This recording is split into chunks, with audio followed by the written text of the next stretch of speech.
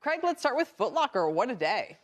Yeah, what a day, exactly. So despite the downgraded outlook, the shares are up over 20% on the day, and investors really are focused on the new CEO appointment. Now, technically, you got to look at this chart. We've come right back to the downtrend resistance line. We kind of went through the 200-day moving average just a little bit, but the shares, Kelly, are now pretty short-term overbought. So the way we look at this right now is in the short term, investors are sort of betting on the come with the new CEO here, but I suspect we're going to get a better opportunity to buy this at a cheaper entry point in coming weeks. All right, let's move on to Deere, which is the next one.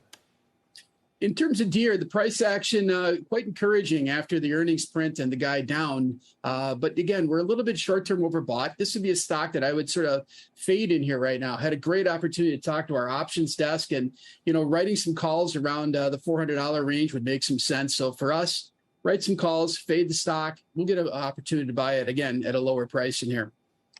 And then that brings us to Coinbase. What do you do with this one, Craig?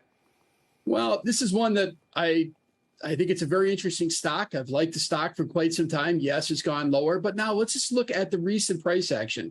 Now, we got a crypto weakness happening, and from talking to some of the experts in the space, there's a variety of reasons as to why you're seeing crypto weakness, from some concerns about exchanges in Korea to Canada legislation and those kind of things, and also sort of a risk-off mood right now with the S&P sort of stalling a little bit here short-term at the 200-day moving average.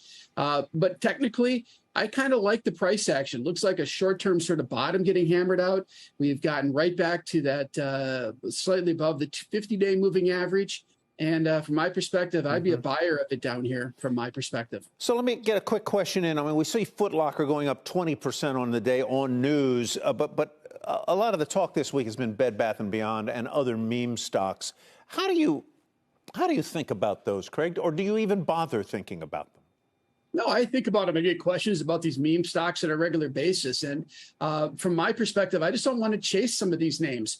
If you're looking at companies that have got small floats and they're starting to get those short squeeze scenarios coming on, I think you have to avoid them. Those are kind of widowmaker type stocks if you're trying to short these names. So I try to avoid them. And that's not really an institutional type play anymore. And finally, Craig, thought on the market, breaking a 4-week win streak here, growthy names doing pretty terribly, 10-year about to hit 3%. Yeah, so we're still constructive on this market. And right now, the rally we've seen taking us right back up toward the 200-day moving average. I think it's going to be like, as one of my good friends has said, it's going to be like a rusty door. We're going to have to push at it a few times, but I think it will ultimately fall.